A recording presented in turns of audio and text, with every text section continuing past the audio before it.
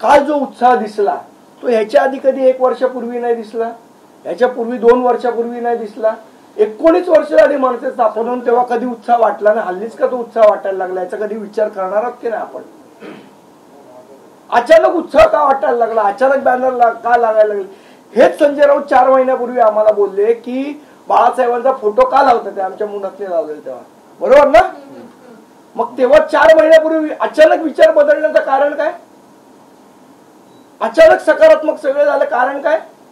मुळात आहे ना, भरपूर विषय आहेत राज्यामध्ये ज्याच्यावर आवाज उठवणं आवश्यक आहे, ज्याच्यावर मला असं वाटतं युतीमध्येच काही लोक अडकलेले आहेत. आम्ही युतीच्या बाहेरच्या महाराष्ट्राचा विचार करतोय, राजकीय जो परिभाग आहे त्याच्या बाहेर जाऊन विचार करतोय. आणि आम्हाला असं वाटतं सध्या आम्ही कोणाबरोबर युती करणार किंवा कोणाबरोबर आघाडी करणार ह्याच्यापेक्षा महत्वाचा विषय राज्यामध्ये ज्या पद्धतीची हिंदी सक्ती आहे त्याला विरोध करणं आहे. आणि त्यासाठी आम्ही उतरलेलो आहोत रस्त्यावर आणि सध्या आमचा फोकस तिकडे आहे. ज्या वेळेला योग्य वेळ असेल त्यावेळेला योग्य तो निर्णय ते घेतील. पण रोज उठून सकारात्मक आहे आता काहीतरी, त्याच्या आधी कधी विचारलं शरद पवारांबरोबर जायचं विचारलं?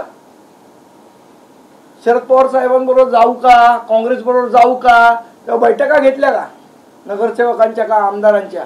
त्यामुळे या पद्धतीने माझी विनंती आहे की अशा पद्धतीने आम्हाला तुम्ही प्रेशराईज करू शकत नाही, आमच्यावर दबाव आणू शकत नाही.